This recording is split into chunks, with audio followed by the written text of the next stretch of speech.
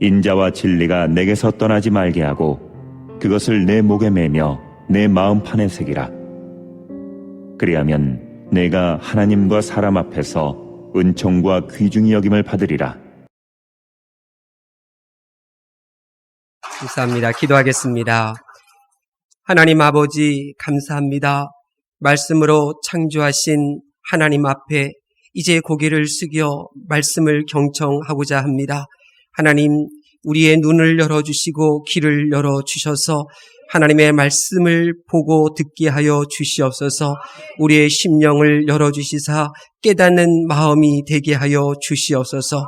오늘도 말씀에 붙잡힌 바 되게 하시고 말씀에 사로잡히는 은혜의 시간이 될 수 있도록 성령 하나님 운행하시고 역사하여 주시옵소서. 감사하며 예수님의 이름으로 기도합니다. 아멘. 하나님께서 오늘 우리에게 주시는 말씀 잠언 3장 3절에서 4절 말씀입니다. 제가 가지고 있는 성경책 구약성경 913면 잠언 3장 3절에서 4절 말씀입니다. 함께 교독하겠습니다. 제가 먼저 봉독합니다. 인자와 진리가 내게서 떠나지 말게 하고 그것을 내 목에 매며 내 마음판에 새기라.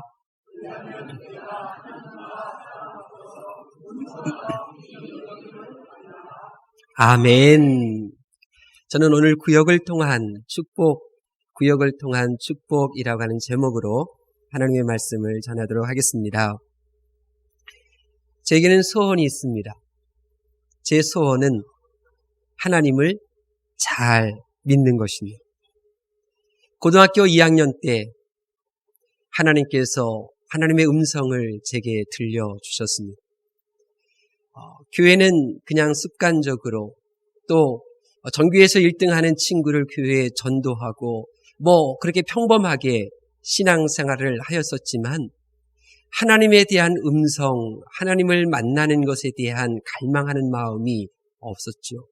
그런데 하나님께서는 습관적으로 아침에 일어나서 무릎 꿇고 이불 자리에서 기도할 때 하나님께서 저를 찾아오시고 하나님의 음성을 제게 들려주셨습니다.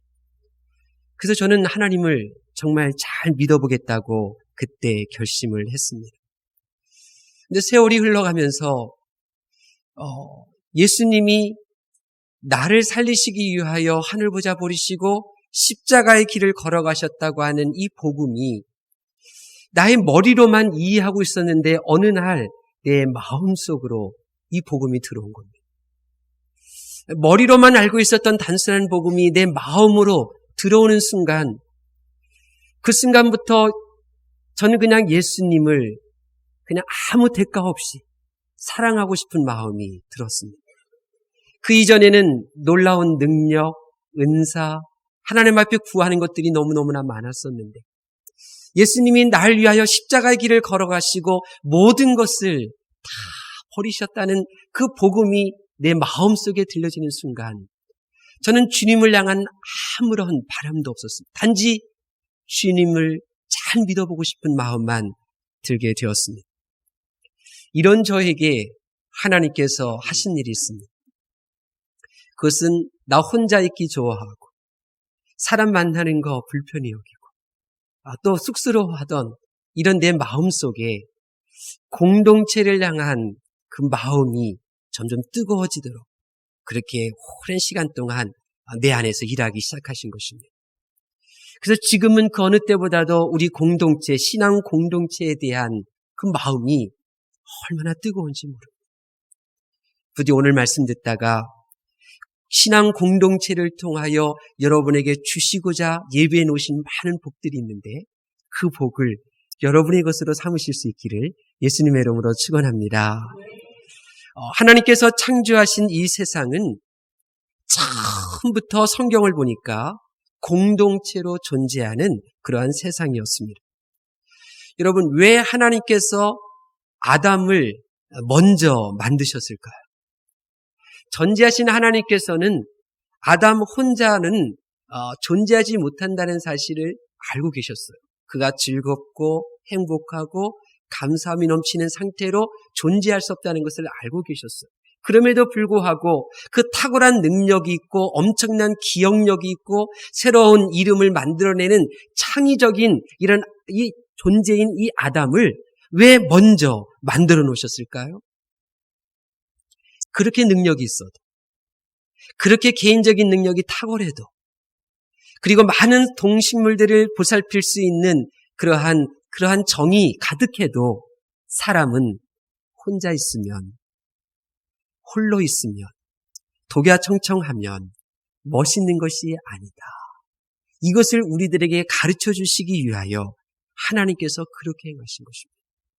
그래서 사람은 함께 어울릴 때 아름다운 것임을 하나님은 창조의 때에 우리들에게 확 보여주셨어요. 왜요? 그래서 공동체를 벗어나지 말라고, 공동체를 떠나지 말라고, 공동체를 무너뜨리지 말라고 하나님께서 이렇게 말씀해 주신 것입니다. 근데 이 세상은 어떻습니까? 처음에 이 세상의 문화는 성경적인 이 가르침대로 순종하면서 이 세상이 존재했었는데 지금 이 세상은 점점 어떻게 바뀌어져 가고 있느냐면 나 홀로의 삶을 조장하고 있습니다. 저처럼 그렇게 나면서부터 내성적이고 또 사람 얼굴 부끄럽게 여기는 그러한 사람이 있는 것은 어쩔 수 없는데 근데 현재 이 세상 문화는 그냥 사람들과 어울릴 수 있는 활달한 사람임에도 불구하고 그냥 홀로 생활하는 것을 조장하고 그것을 편안하게 여기고 그리고 그것을 권면하는 이 문화로 지금 바뀌어져 가고 있는 것입니다. 예전에는 혼자 식당에서 밥 먹는 거 이거 많은 사람들이 불편해했잖아요.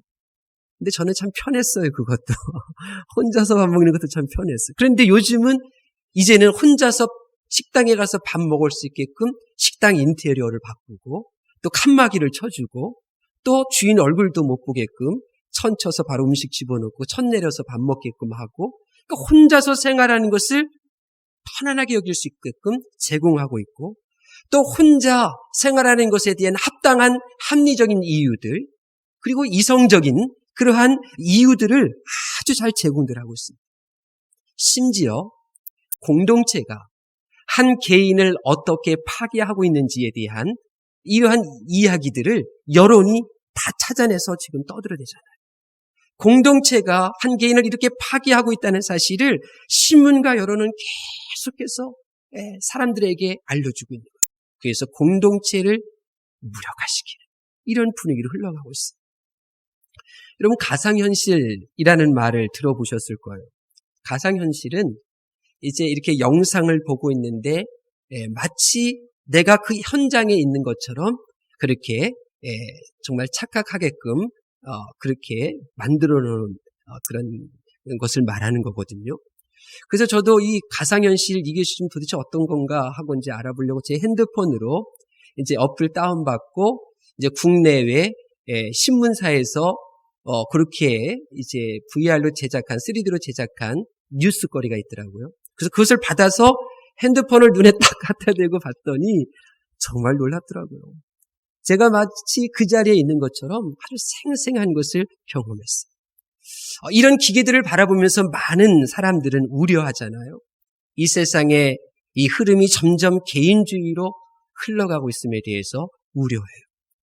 얼마 전에 읽은 글에도 보면 이번 설날을 맞이해서 시골 부모님 집을 방문하러 갈 때 가장이 기대를 가졌대요.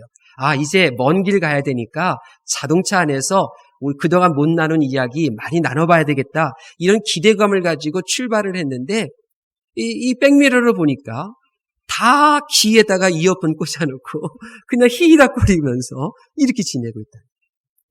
내 친구가 보내준 이 사진 컷 하나를 봤는데 만화로 된 컷 하나였는데 그 장면이 뭐였느냐면 같은 침대에 부부가 딱 누웠는데 각자 등을 돌리고 나서 핸드폰 보면서 히히닥거리고 있는 모습 그 그림 한 장을 제게 보여주셨어요. 점점 사람과 어울리는 것을 불편하게 여기는 마음이 많아져 가고 있어요. 함께 있지만 마치 물에 그렇게 둘러싸여 있는 섬처럼 몸은 함께 있는데 우리의 생각은 각자 따로따로 존재하고 있죠. 점점 세상은 이렇게 바꿔가고 있습니다. 여러분, 이것은 우리 성도들이 따라가야 할 그러한 문화는 아닙니다. 우리 성도는 이런 세상의 풍조에 휩쓸려 가서는 안 됩니다. 성경은 우리들에게 분명한 공동체의 중요성에 대해서 말씀하고 있습니다. 여러분 보세요. 하나님이 어떤 분이십니까? 창조하신 하나님이 어떤 분이에요? 하나님은 함께 어울리는 공동체 성향이 아주 탁월하신 분이었어요. 그래서 창세기에 보면 선을 할 때에 하나님께서 에덴을 찾아오셔요. 가인과 교제하기 위하여. 여러분, 창조주와 피조물이 서로 어울린다? 이게 가능한 이야기였어요. 얼마나 장애물이 많겠어요. 그런데 하나님은 그 모든 장애물들을 극복하고 사람과 어울리는 그 공동체를 만들어가던 그런 하나님이시라는 거죠. 그렇기 때문에 그 하나님의 형상대로 지음받은 우리 사람들은 이 공동체를 떠나려고 하는 것을 죄로 여기셔야 돼요. 그리고 나를 끊임없이 공동체 안에서 그렇게 어울릴 수 있는 그런 존재로 나를 계속해서 만들어 가야 되는 거죠. 자, 그뿐만이 아니에요.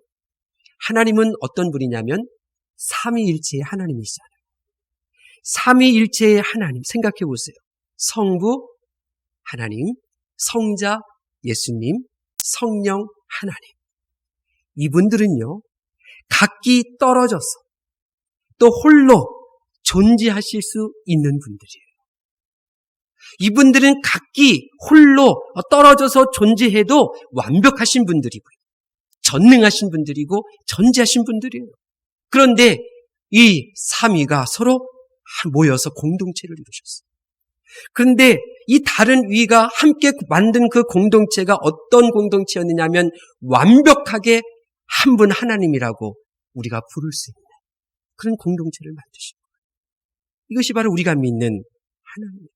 그렇기 때문에 우리가 하나님을 알아가면 알아갈수록 우리 마음속에 공동체가 참 소중한 것이로구나. 공동체가 참 소중한 것이네. 이렇게 알게 되는 거예요. 왜냐하면 공동체의 성향은 하나님의 귀한 성품 가운데 하나이기 때문에 그렇습니다. 예수님께서 이 세상에 오셔서 처음으로 설교하셨어요. 그 첫 번째 설교가 마태복음 4장에 기록되어져 있는데 그 첫 번째 설교 내용이 뭐냐? 회개하라, 천국이 가까이 왔다는 거였어요. 천국은 홀로 존재하는 세계가 아닙니다. 천국은 나와 너, 우리가 있고 심지어 창조주 하나님까지 어울리는 세계가 바로 천국입니다. 천국은 공동체인 것입니다. 예수님께서는 개인을 위한 설교가 아니라 함께 어울리는 공동체에 대하여 설교하신 거예요. 함께 어울릴 수 있고 함께 기뻐할 수 있는 그 신앙 공동체를 만들기 위하여 회개하라는 것이에요. 함께 어울리는 신앙 공동체를 이루기 위하여 개인적으로 그렇게 공동체를 떠나려고 하는 그 죄성을 십자가에 못 박고 회개하라는 거예요. 이것이 바로 주님께서 행하신 첫 번째 설교의 내용이었습니다. 그러므로 교회는 신앙 공동체로 존재하는 것입니다. 하나님께서는 저와 여러분이 속한 공동체를 중요하고 생각하게 계시고 또 하나님이 공동체 그 자체이심을 믿으실 수 있기를 바랍니다. 또한 하나님은요, 공동체 속에서 일하시는 분이에요. 공동체에서 일하셔요. 보세요. 성령 하나님의 은사를 우리들에게 허락해 주셨잖아요. 예수님께서 성령님을 보내주신다고 약속하시고 하나님께서는 성령님을 우리에게 보내주셨어요. 성령의 10,000가지 은사들, 성령의 9가지 열매들 우리들에게 다 주셨어요. 그런데 성령 하나님의 은사와 열매들을 가만히 보세요. 개인을 위한 은사와 열매가 몇 개가 됩니까? 반면에 공동체에 필요한 은사들, 그 성령의 열매들은 몇 가지가 됩니까? 한번 가만히 살펴보세요. 제가 보니까 예를 들어 은사를 10개라고 한다면 개인의 신앙생활을 위한, 개인의 믿음을 위한, 개인의 영성을 위한 은사를 2개라고 한다면 나머지 은사 8개는 무려 공동체에 필요한 은사들이에요. 공동체에 필요한 은사들. 이만큼 하나님은 공동체, 신앙 공동체를 중요하게 생각하고 계시고 바로 그 가운데서 일하고 계시는 거예요. 다른 하나는 말씀도 보세요. 하나님께서 우리에게 많은 말씀들을 주셨잖아요. 성경에 있는 내용들 다 우리를 향한 말씀들인데 이 말씀 가운데 90% 많이 양보해서 90%는 공동체를 위하여 내게 주신 말씀들이에요. 공동체를 위하여 내게 주신 말씀. 보세요. 사랑하라, 용서하라, 분노하지 말라, 인내하라, 충성하라. 이 모든 말씀들, 이 말씀들 혼자 신앙생활하면서 지킬 수 있는 말씀들일까요? 아니면 함께 공동체 속에서 신앙생활할 때 필요한 말씀들일까요? 당연히 공동체에서 생활하는 내게 필요한 말씀들인 거예요. 나 혼자 신앙생활하는데 사랑하지 못할 사람이 어디 있어요?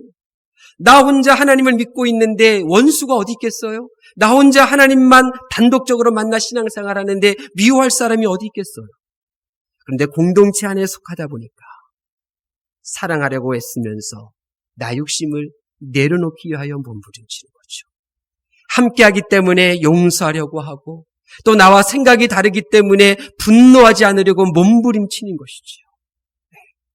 이 말씀들이 다 공동체를 섬기기 위하여 내게 주신 말씀들이에요. 그래서 그 말씀에 따라서 행하게 될 때 내게 많은 유익이 있어요. 마치 물속에 돌들이 많잖아요. 근데 그 물 흐름에 따라서 자갈들이 이렇게 부딪히고 저렇게 부딪히면서 이 돌멩이들이 어떻게 바뀌어져요? 모난 부분들은 점점 깎아져 나가고 둥글둥글 조약돌이 되는 거예요. 마찬가지예요.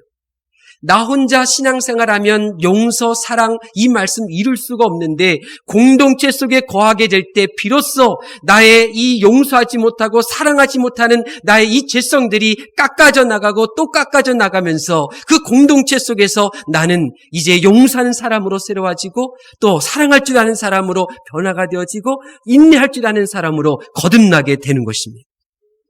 그래서 우리가 이 공동체 안에 거하게 되는 것이죠. 자, 그러면 마지막으로 제가 드리고 싶은 말씀이 이거예요. 그럼 내가 속한 공동체, 하나님은 공동체를 이렇게 중요히 여기시고 공동체 속에서 일하고 계시는데 그러면 우리가 속한 공동체는 어떤 공동체에 되어야 될까? 나는 어떤 공동체를 만들어 가야 될까? 오늘 본문에 두 가지를 말씀하고 있어요. 우리 3절 말씀 한번 보겠습니다. 내가 속한 신앙의 공동체, 우리 이런 모습이어야 되는데요. 우리 3절 말씀 보겠습니다. 시작.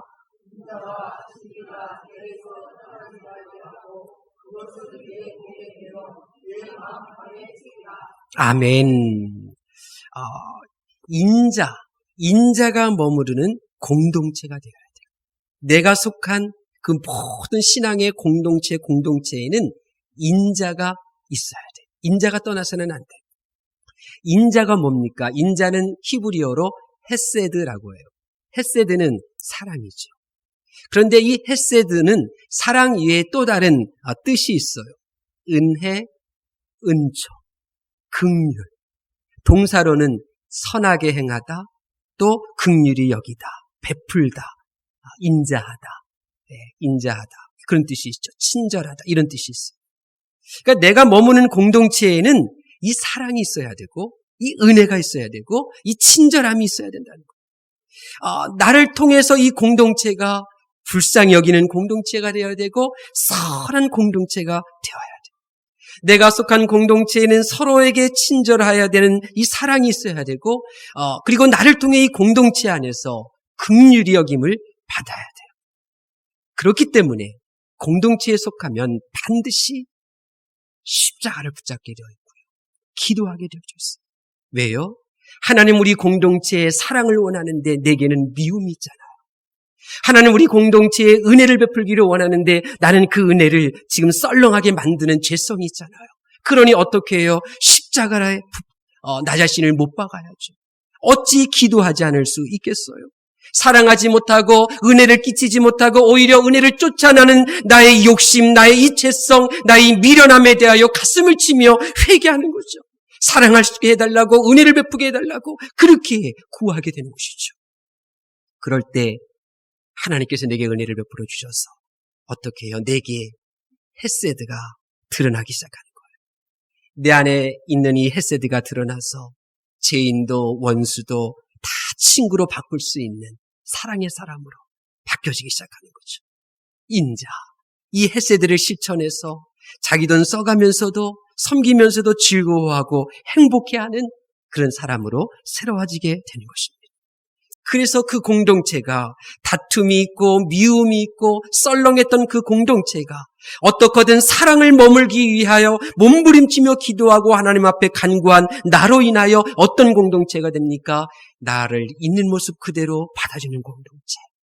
혹 실수를 해도 그냥 못 본 것처럼 허물을 덮어주는 사랑의 공동체. 내가 기쁠 때 나를 안아주고 내가 눈물을 흘릴 때 나의 눈물을 닦아주며 말없이 나와 함께 울어줄 수 있는 그 공동체. 나의 속에 있는 이야기를 해도 집사님 그런 사람이었어 몰랐네 실망하거나 혹은 그 말을 다른 곳으로 옮기지 않는 그런 신뢰가 넘치는 그런 공동체. 그런 공동체로 바뀌어지게 되는 것입니다. 하나님께서는 저와 여러분이 속한 공동체가 헤세드, 사랑, 은혜, 이 선함이 가득가득하여서 공동체 안에서 위로받고 공동체를 통해서 힘을 얻고 공동체 안에서 내가 새로워지고 거듭나는 놀라운 은혜를 누리기를 원하시는 줄로 믿습니다. 그렇기 때문에 이러한 하나님을 아는 성도는 기도하게 되는 거예요. 회개하게 되는 거예요. 하나님, 나의 죄성 때문에 내 무지함 때문에 내가 속한 이 공동체의 은혜가 떠나가 썰렁하게 되었습니다. 용서해 주십시오. 하나님, 나의 욕심 때문에 선함이 소멸되고 비난하고 다투고 냉랭한 것이 되었습니다. 하나님, 다 내 탓입니다. 용서해 주십시오. 사랑이 넘칠 수 있도록 도와주시고 사랑을 알게 해주시고 사랑을 실천하게 해주십시오. 하나님 앞에 매일같이 엎드리며 기도하게 되는 거죠. 그리고 바로 이런 사람으로 인하여 그 공동체는 사랑이 떠나지 않고 은혜와 사랑이 머무르게 되며 그 공동체를 통하여 새로워지는 역사가 일어나는 줄로 믿습니다. 다른 하나는 우리 공동체 안에는 사랑이 머물러야 하고 다른 하나는 진리가 머물러야 합니다. 여러분, 사랑이 있는 곳에는 반드시 진리의 말씀이 있어야 합니다. 사랑하는 것 좋잖아요. 자기를 사랑하는 것이 미워하는 것보다는 낫죠. 죽어가는 모든 생명들을 사랑하는 모습은 성스럽기까지 하죠. 나보다 연약하고 좀 모자라고 심지어 내가 베푼 은혜를 갚지 못하는 그런 사람에게 이 사랑과 은혜를 베푼다는 것 정말 아름다운 일이에요. 정말 귀한 일이죠. 그런데 그 공동체에 사랑만 있어서는 안 돼요. 왜냐하면 사랑 안에는 죄가 스며들어 한계가 있기 때문에 그런 거예요. 보세요. 하와는 본능대로 자신을 사랑했어요. 자신을 사랑해서 선악과를 먹었는데 그 일이 죄가 되었잖아요. 자기를 사랑해서 선악과를 먹었는데 죄가 되었단 말이에요. 그러니 사랑만으로는 안 되는 거예요. 아담은 아내 하와를 사랑했어요. 그 사랑하는 감정에 충실했어요. 사랑하는 감정에 충실해서 선악과를 받아 먹었어요. 그런데 하나님께 칭찬받지 못했어요. 사랑만으로는 한계가 있는 거예요. 그렇기 때문에 이 공동체 안에는 반드시 진리가 있어야 합니다. 진리는 히브리어로 에메트라고 해요. 에메트는 옳은 행위, 참됨, 진실함 이런 뜻이 있는 거예요. 참된 이 말씀이 중심이 되는 공동체. 옳은 진리의 말씀이 기준이 되어서 말하고 행동하고 결정하려고 하는 이 공동체가 되셔야 되는 거예요. 그 공동체에 하나님의 말씀이 있어야 사람의 중심으로 흘러가지를 않아요. 그 공동체에 말씀이 있어야 먹고 즐기는 것으로 흔들리지를 않아요. 나는 세상으로 흐를 때 이 진리의 말씀이 나를 붙잡아서 나로 하여금 하늘나라를 바라보게 하는 거예요. 내가 육의 사람이 되려 할 때 이 말씀이 나의 영을 꽉 붙잡아서 육의 행동을 저지르는 것이 아니라 영의 사람이 드러날 수 있도록 인내하게 하고 또 견뎌내게 하시는 거예요. 나의 정신이 아무리 고매하다 할지라도 나의 의지와 목표, 심지어 내가 과거에 많은 은혜를 받고 내가 과거에 많은 열정적으로 헌신을 했다 할지라도 육의 사랑을 통제하지 못해요. 육의 사람을 통제하지 못해요. 오직 진리이신 말씀만이 세상에 속하려고 하는 죄성을 다스리는 줄로 믿습니다. 그렇기 때문에 자기 자신을 앞세우는 이 개인적인 신앙을 가지고는 교회를 새롭게 할 수가 없습니다. 감정대로 행하기 때문에 그런 거예요. 감정에 휩쓸리면 쉽게 낙심하고 상처받고 좌절하거든요. 지쳐요. 그러나 신앙의 공동체를 향하여 이렇게 이 말씀을 붙잡고 있는 이 성도는 어떤 어려움 속에서도 교회 내의 자기 자리를 끝까지 지켜낼 수가 있는 거예요. 개인적인 신앙은 쉽게 넘어집니다. 쓰러집니다. 방황합니다. 말씀에 뿌리가 없기 때문에 그런 거예요. 그러나 신앙의 공동체를 살아가는 성도에게는 말씀이 있기 때문에 그 삶의 기준은 항상 말씀이기 때문에 그 시험을 이길 수 있게 되는 것이고요. 그리고 교회의 덕을 세울 수 있게 되는 것입니다. 바울 사도 보세요. 바울 사도는 얼마나 사랑이 많았어요. 그래서 사랑을 알았기 때문에 고린도전서 13장에 사랑은 이런 거야 우리들에게 알려주잖아요. 사랑의 사람이었어요. 또 바울 사도는 영성의 사람이었어요. 그 그림자를 밟아도 다 질병이 났잖아요. 그에 쓰던 순수건만 만져도 다 질병에서 났어요. 능력의 사람이었어요. 그런데 그의 사랑, 그의 영성의 그 모든 능력을 어디에 다 쏟아붓습니까? 교회, 신앙의 공동체에 다 쏟아붓습니다. 다 쏟아붓습니다. 부디 여러분의 신앙 공동체 안에 하나님의 진리의 말씀이 머물러서 그 말씀대로 행하는 공동체원이 되실 수 있기를 예수님의 이름으로 축원합니다. 공동체에는 이 은혜와 진리가 있어야 되는데 하나님께서는 이러한 교회를 보고 싶으셔서 이 우상의 골짜기에 우리 부학교회를 세우신 줄로 믿습니다. 그래서 우리 부학교회의 표어가 뭐예요? 저기 보면 말씀 중심의 교회잖아요. 말씀 중심이 뭐예요? 어떤 상황에서도 나의 감정, 내가 기준이 돼서가 아니라 오직 옳은 행동을 이끌어주시는 진리의 말씀을 기준으로 삼는 교회라는 거예요. 또 예수님 중심이라고 하는 교회, 이 예수님 중심이 뭐예요? 십자가의 사랑을 실천하는 것을 의미하는 거거든요. 또 우리 부학교회가 교회 중심이라고 하는 말이 뭐예요? 나 홀로 신앙생활이 아니라 공동체에 소속되어서 공동체의 일원이 되어서 하나님의 나라를 향하여 걸어가자는 것이에요. 하나님께서는 저와 여러분을 우리 부학교회로 부르셔서 지치지 않는 사랑을 행하는 사람, 독선적이지 않고 진리의 말씀을 따르는 성도가 되도록 공동체의 일원이 되게 하신 줄로 믿습니다. 그러므로 교회 공동체를, 신앙 공동체를 떠나지 마십시오. 여러분이 구역이든 부서든 교회든 어떤 신앙의 공동체를 떠나서는 여러분은 아무것도 해낼 수가 없습니다. 부디 공동체 안에서 사랑과 말씀이 사람이 되셔서 공동체 안에서의 그 풍성함을 누리실 수 있기를 예수님의 이름으로 축원합니다. 사랑하는 하나님의 말씀을 경청하는 성도 여러분, 저는 오늘 이 말씀을 준비하면서 많은 시간 하나님 앞에 회개하며 기도하지 않을 수 없었습니다. 왜냐하면 저는 홀로 신앙생활 하려고 하는 나의 이 마음을 죄된 것이라고 그리고 그러한 나의 삶을 공동체 속으로 이끌려고 하는 노력이 매우 부족했다는 것을 알았기 때문에 그렇습니다. 여러분은 어떻습니까? 여러분은 홀로 신앙생활 할 수 있다고 생각하십니까? 아니면 함께하는 공동체를 통하여 내가 말씀의 사람, 사랑의 사람으로 그렇게 믿음을 지켜낼 수 있다고 생각하십니까? 우리의 문제는 나 홀로 신앙생활 할 수 있다는 태도입니다. 사회생활처럼 신앙생활에도 경쟁 심리로 하는 것입니다. 그래서 마귀가 우리를 함부로 대하는 것입니다. 마귀가 우리를 조롱하는 이유가 바로 거기에 있습니다. 우리의 문제는 교회 공동체, 구역 공동체는 어떻게 되든지 상관하지 않고 내가 중심이 되어 신앙생활을 하는 것입니다. 그냥 내 지식, 나의 감정, 나의 식견 이것을 기준으로 삼고 신앙생활하기 때문에 은혜가 막히고 있는 것입니다. 저는 알고 있습니다. 공동체 위주의 신앙이 아니라 개인 위주의 신앙으로는 결코 신앙 체험은 할 수는 있지만 말씀이 잘할 수 없습니다. 내 신앙은 공동체 안에서 성장할 수 있습니다. 내 믿음은 공동체 안에서 도움을 받으셔야 합니다.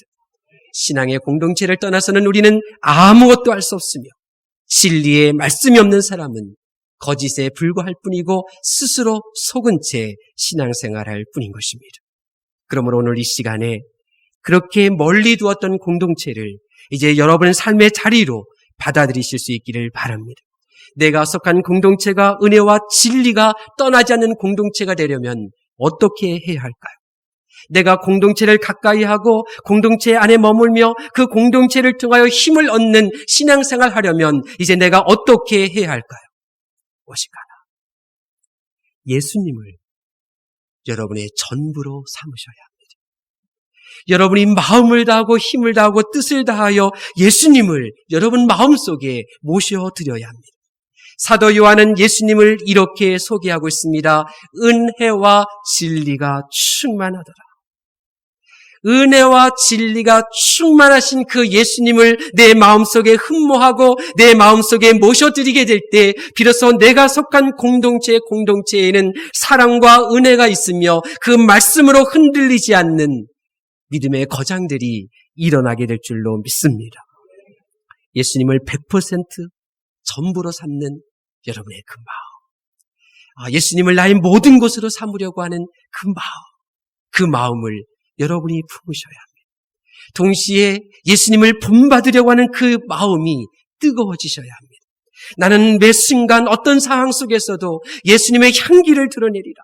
예수님의 모습을 드러내리라. 예수님을 본받아서 행동하리라. 이 마음을 품으셔야 합니다. 예수님과 세상을 함께 품는 마음으로는 안 됩니다. 예수님과 물질을 함께 품는 마음으로도 안 됩니다. 어림없습니다. 예수님을 여러분의 삶의 전부로 받아들이셔야 합니다.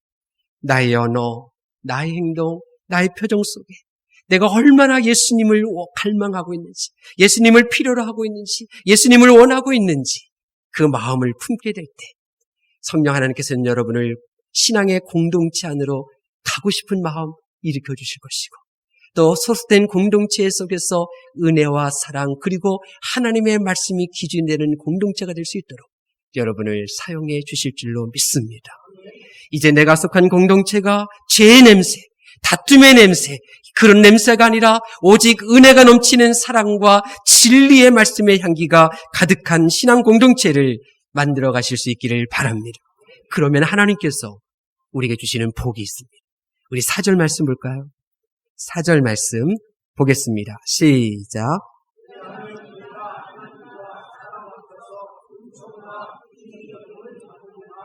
아멘. 그리하면 하나님께서 주시는 복이 있는데 하나님과 사람 앞에 은총을 받는다는 것입니다. 은총은 능력입니다. 은총은 어떤 죄를 사할 수 있는, 용서할 수 있는 능력이 있습니다. 은총은 어떤 불안과 두려움도 쫓아낼 수 있습니다. 은총은 어떤 미움과 분노도 사라지게 할 수 있습니다. 공동체를 소중히 여기면 이 은총의 능력이 여러분의 것이 될 줄로 믿습니다. 또한 하나님께서 주시는 복은 하나님과 사람 앞에서 귀중히 여김을 받게 된다는 것입니다. 세상은 나를 알아주지 않고 나를 무시하고 그리고 나를 없이 여기지만 그러나 공동체를 향한 나의 마음을 품을 때 하나님은 나를 높여주기 시작하시는 것입니다. 사람 앞에서 귀중히 여기는 존재로 세워주실 줄로 믿습니다. 반드시 하나님과 사람 앞에서 여러분이 귀중하게 여김을 받게 될 줄로 믿습니다. 여러분 오늘 이 말씀을 들었어도 여전히 공동체를 소홀히 여기고 나 홀로 신앙생활을 고집한다면 하나님과 사람 앞에서 받을 은총은 사라지게 될 것이고 수치를 당하게 될 것입니다. 이제 금주부터 구역 예배가 시작됩니다. 구역 모임에 참여하실 수 있기를 바랍니다. 말씀에 따라 섬겨보시고 말씀에 따라 은혜도 베풀어 보시고 말씀에 따라 그렇게 구역 안에 공동체 안에 머물러 보십시오. 어느 사이에 여러분이 새로워지고 거듭나게 되고 변화되어지고 무엇보다도 은총과 기준여김을 받는 복을 받게 될 줄로 믿습니다. 기도하겠습니다.